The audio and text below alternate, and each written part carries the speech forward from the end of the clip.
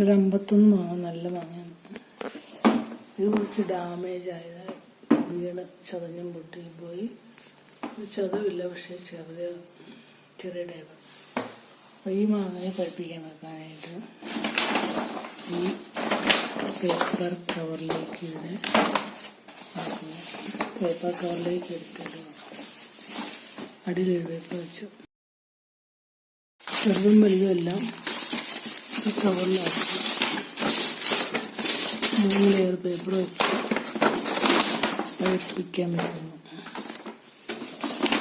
ഇത്രയും മാങ്ങ ചതഞ്ഞതാണ്, പൊട്ടിയിട്ടുണ്ട്. അതിനെ കറി വെക്കാൻ ഉപയോഗിക്കും. ബോക്സ് അടച്ച് ഒതുക്കി വെച്ചു.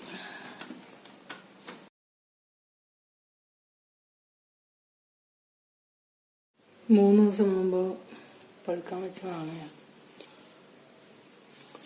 ചതഞ്ഞ് പറിച്ചൊക്കെ വീണപ്പോൾ ചതഞ്ഞതൊക്കെ അഴുകിപ്പോയി.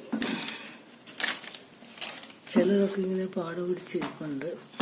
അതൊന്നും വെച്ചിട്ട് കാര്യമില്ല, പഴുക്കാൻ പാട്. ഇതൊന്നും കൂടെ പഠിപ്പിക്കാൻ വെക്കുക. ബാക്കിയെല്ലാം എടുത്ത് സ്ക്വാഷോ ജ്യൂസോ ഒക്കെ ഉണ്ടാക്കാം, ജാമ ഉണ്ടാക്കാം. അങ്ങനെ കുറേയൊക്കെ ചെത്തിക്കളഞ്ഞു. ഇനി ഇതിനെ ചെറുതായിട്ട് മുറിച്ചെടുത്തിട്ട് കുക്കറിൽ പുഴുങ്ങുന്നു. പിന്നെ കുറച്ചൊക്കെ തൊലി ചെത്തി കളഞ്ഞിട്ടുണ്ട്. ബാക്കിയുള്ളതൊക്കെ അതേ വെച്ചോണ്ടിരിക്കും. പുഴുങ്ങിയിട്ട് അരിച്ചെടുക്കാനുള്ള മാങ്ങ മുഴുവനും ചെത്തിയെടുത്തു. മാങ്ങാൻ്റെ വേറെയാക്കി കളയാൻ പോകും. പിന്നെ അതിൽ കുറച്ച് വെള്ളം ഒഴിച്ച് കുക്കറിൽ വേവിച്ചെടുക്കുന്നു. വേവിച്ച് ചൂടാറി കഴിയുമ്പോൾ അരിച്ചെടുക്കാം. ഇത് കുറച്ച് പഴുത്താണ്, ഇത് ചനച്ച് തുടങ്ങിയിട്ടുള്ളൂ. മാങ്ങ ഈ കുക്കർ നിറച്ചുണ്ട്. ഇതൊരു 5 കിലോ മാങ്ങ കാണും. ഇതിനകത്തേക്ക് 1 ഗ്ലാസ് വെള്ളം ഒഴിച്ച് വേവിക്കുന്നു. 1 മഗ് വെള്ളം ഒഴിച്ച് മാങ്ങ അടുപ്പത്ത് വെച്ച് അതിലേക്ക് ഒഴിച്ച് ഉപ്പിടുക. തുള്ളി ഉപ്പിട്ടു അരച്ച് കത്തിച്ചു. കുക്കറിന് ആയി വന്ന് സ്റ്റീം വന്ന് വെയിറ്റ് വെച്ചു. ഇനി 2 വിസിൽ അടിച്ച് കഴിഞ്ഞിട്ട് തീയെടുത്താം.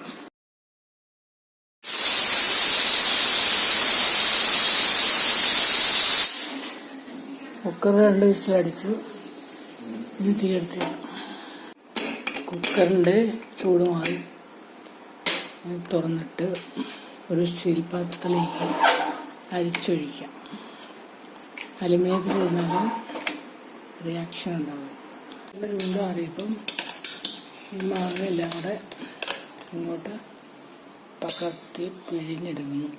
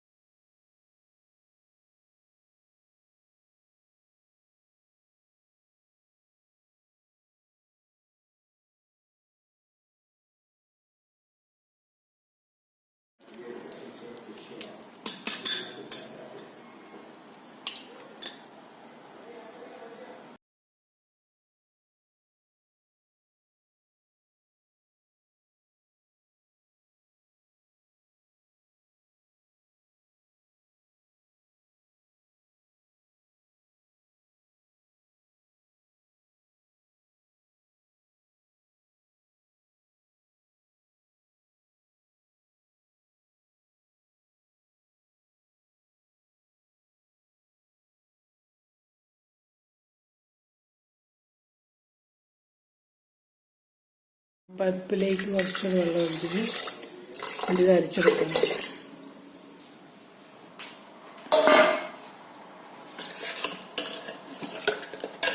ഇളക്കി അരിച്ച് തൊലിയൊക്കെ സെപ്പറേറ്റ് ചെയ്ത് കഴിഞ്ഞിട്ട് ബാക്കി ഫ്ലഷെല്ലാം എടുക്കണം. ശരീരം വെള്ളം കൂടെ ഒഴിച്ചിട്ട് 1 തവണ പിഴിഞ്ഞെടുക്കണം. 2 തവണ പിഴിഞ്ഞിട്ടും കിട്ടി.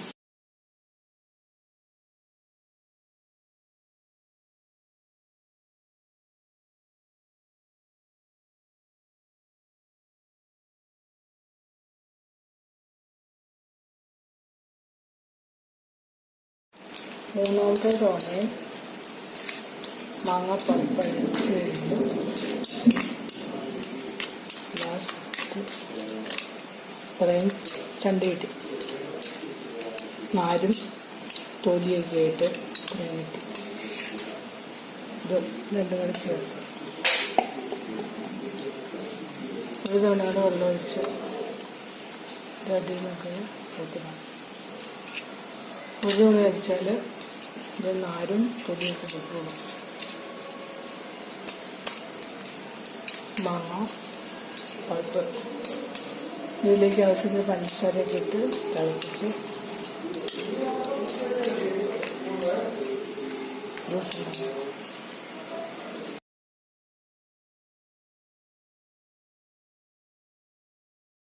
ഒരു തവണ വച്ചിട്ട് കഴിയുമ്പം ഇത്രയും ചണ്ടി വേസ്റ്റേ ഉള്ളൂ.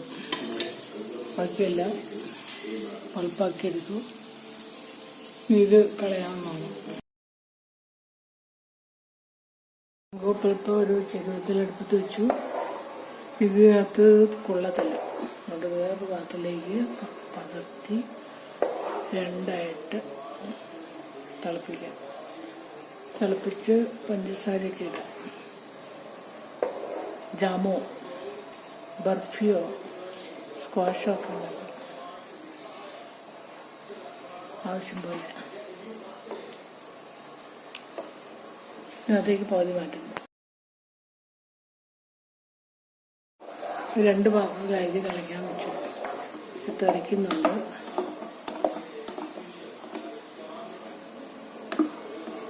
ഇതിലേക്ക് പഞ്ചസാര ആവശ്യത്തിന് പിന്നീട് ഇടാം. ഉപ്പ് കുറച്ച് ചേർക്കണം. അതിലേക്ക് കുറച്ച് ശർക്കര ഇടാം. ബാക്കി പഞ്ചസാര നല്ല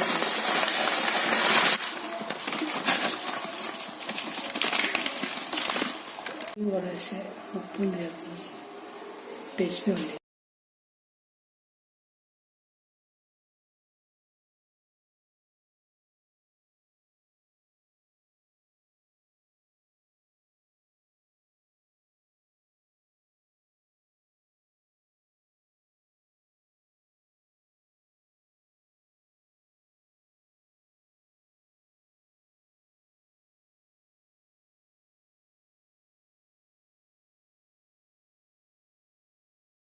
രണ്ട് പാത്രത്തിലെ മാങ്ങാപ്പൾപ്പ് ഒരു പാത്രത്തിലേക്കായിട്ട് അടുപ്പത്ത് വെച്ചു. ഇതിലേക്ക് 1 കിലോ പഞ്ചസാര എടുത്തിരുന്നു. 1 കിലോ പഞ്ചസാര വെച്ചു. ഇത് ഇളക്കി വെള്ളം പറ്റിക്കുന്നു.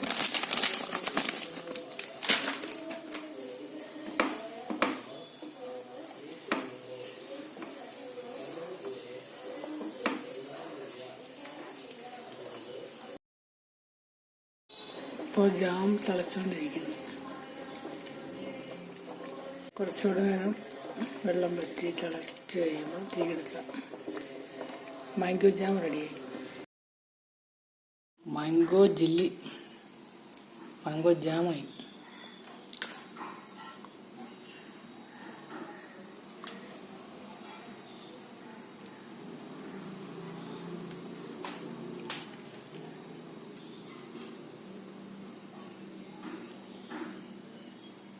ബ്രെഡിന്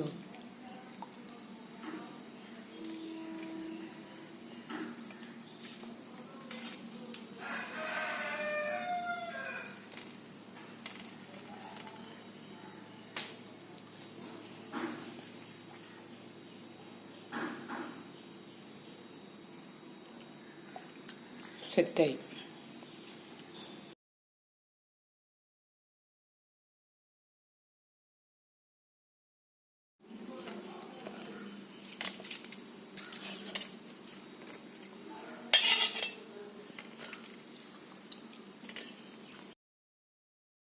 മാംഗോ ജാം ഈ പാത്രങ്ങളിലെല്ലാം നിറച്ച് വെക്കുന്നു.